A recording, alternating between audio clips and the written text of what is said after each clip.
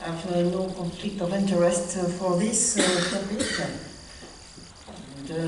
just to remind you that now it is well admitted that lactate is a good fuel for brain, but also for other organs in critical situations. And I remind you that there are a lot of works showing that there is a good cooperation between astrocytes and neurons, and because lactate as a fuel shuttle allows to have good metabolism, especially during crisis, cerebral crisis, because there is between the neurons and astrocyte cooperation. I don't want to go in details, but it has been largely detailed in a lot of literature. The second point is that we are changing our mind between the classical aerobic glycolysis and cerebral aerobic glycolysis, especially with the predominant metabolite going into the Krebs cycle. The classical or pathway says that pyruvate is the major metabolite to enter directly in the Krebs cycle, but now there are some data showing that this is probably not true, and that lactate can be the preferential first metabolite going into the mitochondria to go to the Krebs cycle. So, considering these first data, we decided to make first some years ago, now 10 years, to hypothesize that hypertonic sodium lactate compared with mannitol during intracranial hypertension episodes could be a good treatment to decrease ICP. So we made a randomized crossover study with the administration of equiosmotic and equivolumic hypertonic saline and mannitol to treat raised ICP. And you can see the most important result. You have here the evolution of the intracranial pressure expressed in delta within time during the first 4 hours. In the two groups, and you can see that there is, of course, a rapid decrease in ICP with both treatment. But if you look, here is the mannitol group and here is the sodium lactate group, you have a more important decrease and a longer decrease with hypertonic saline. And also, if you look here, is the evolution of cerebral perfusion pressure expressed in millimeter of mercury, and you can see that there is no modification with mannitol, while there is an increase in this parameter with sodium lactate. So this was a very good result, but the most important was that we were very surprised, not really surprised, but we did not expect it exactly that. And if you look at the evolution of plasma osmolarity, the measured plasma osmolarity in both groups at the end of the bolus of mannitol or lactate, you can see that it's expressed by difference in percentage. There is a significant increase of plasma osmolarity with mannitol, while there was no increase with hypertonic saline, and you can see that there was a significant difference in this parameter between groups.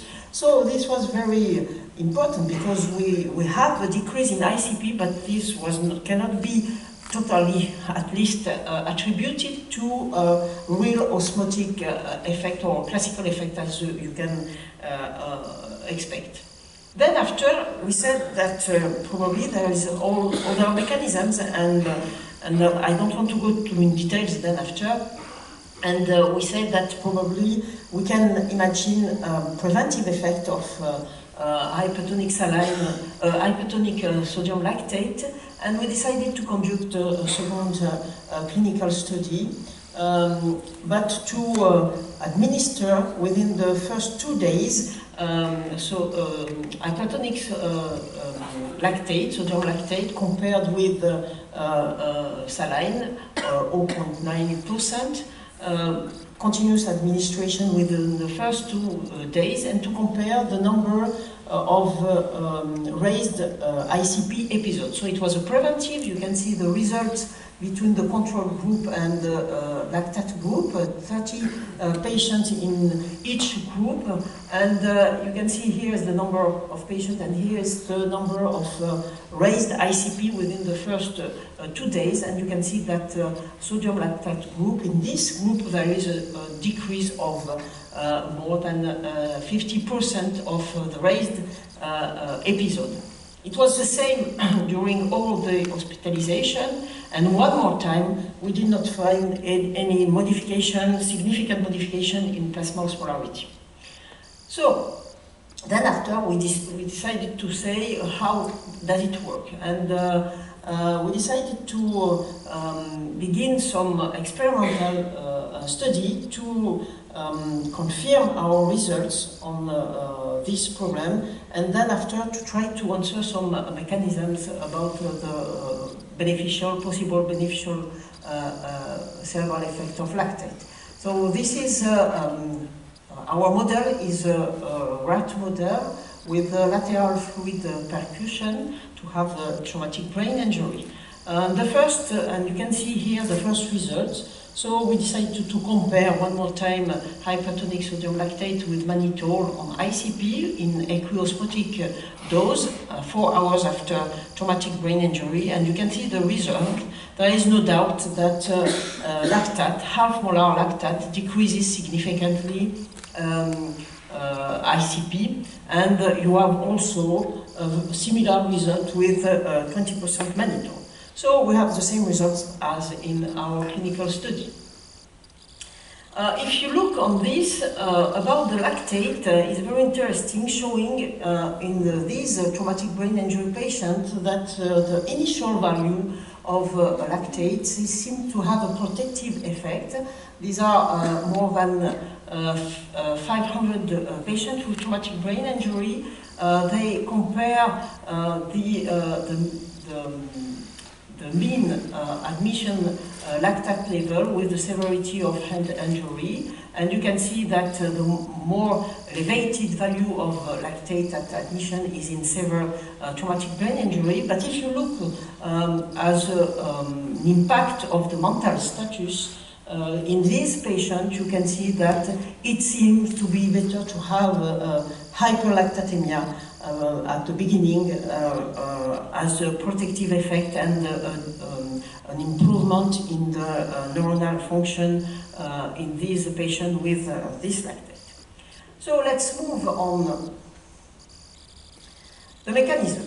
So you know that there is a vicious circle between the presence of cerebral edema, intracranial hypertension, and cerebral ischemia, and there is always one thing has an impact on the other. So the question is how hypertonic sodium lactate can improve these patients. Maybe neuroprotective, maybe osmotic, I think so, and I'm going to show you that it is probably not a very classical osmotic effect, but the result is a decrease in water content of the brain, an energetic effect, and probably also vasodilation. And I will focus only on these two parameters, which we explored by our model of experimental TBI, the role of volume-regulated chloride channels, VRAC, and the cations chloride cotransporter, especially the KCC.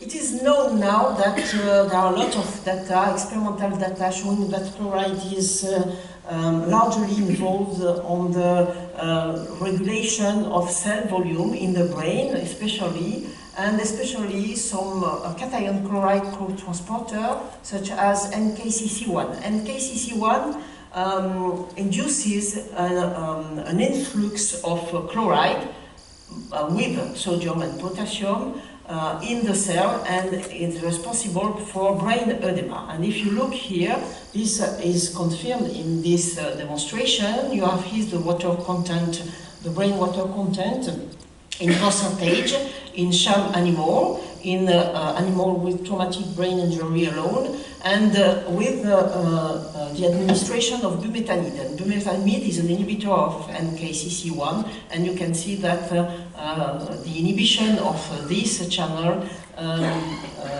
induces a reduction in brain edema.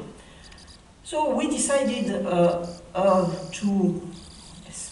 Then after, I talk about that, but also there is a second one, cation channel, which is involved in this regulation, and the KCC2 induces an extrusion of the cell of chloride and water, so this is the inverse of the entry. And we decided to have a look on the effect of lactate on this channel. Here you can see we evaluate the expression of KCC2 in our traumatic brain experimental injury with Western blot. You can see here the density expressed in percentage, relative percentage, and we compared at 4 hours and 24 hours following the trauma. Comparison with saline and comparison with half molar lactate, and you can see that there is a significant increase, and more important, after 24 hours of the expression of KCC2, probably inducing an extrusion of chloride and an extrusion also of water from brain. And we also made immunolabeling of the localization of this KCC2 in the brain. This is the sham. You can see here 24 hours post-traumatic brain injury with saline. And you can see that there is a very little expression of this KCC2, but if you look at the group receiving sodium lactate, you can see that there is an overexpression, especially in the pericontiginal cortex, which is in red. So, probably there is an effect of sodium lactate on this KCC and on KCC2 especially. Now, from considering the VRAC channel and the cerebral edema.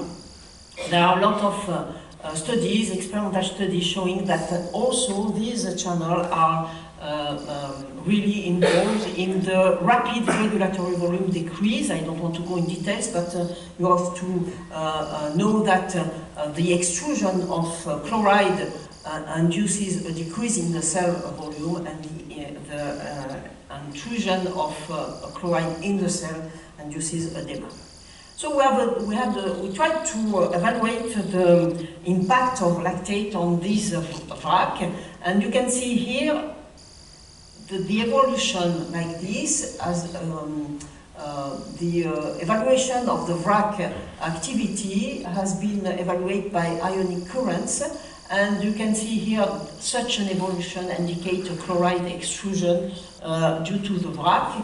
And you have here the control cells, and here increasing amount of concentration of lactate. And you can see that lactate increases the activity of the VRAC and increases the chloride extrusion through the VRAC. And we confirm with this result in neurons, and you can see here is the time, and here is the activity of the VRAC associated with or not lactate in the bath. And you can see here that there is an increase in the control group. When you put lactate in the bath in these animals, you can see that the activity of the VRAC is good, and there is an increase in the intracellular lactate. It seems that lactate enters in the cell. If you inhibit the enter of lactate by bumetamide or by this molecule, DCP-BIB, which is a specific inhibitor of the VRAC, you can see that there is no entry of lactate in the cell. So there is probably an interaction on lactate, which depends on the VRAC also. Just to finish, of course, a lot of probable mechanisms, multiple mechanisms, additional, and it is also well known, I don't want to go in details because I have no time for that, to say that it's well known that lactate, citrate, also malate and so on are vasodilators molecule, and it has been shown recently by Jean-François Payen in clinical traumatic brain injured patients. So to conclude, we have a lot of data showing that hypertonic lactate enables to reduce brain edema. It is confirmed in our experimental study, not only to reduce intracranial hypertension, but it is due to a reduction in water content. So there is fully an osmotic effect, not the classical, but due to exchange between chlor and lactate through the cell membrane. There are also energetic effects, neuroprotective and vasomotor, so this is a complex multiple synergic mechanism, and probably we have a short and long-term volume regulatory actions on various chloride channels. Thank you very much for your attention.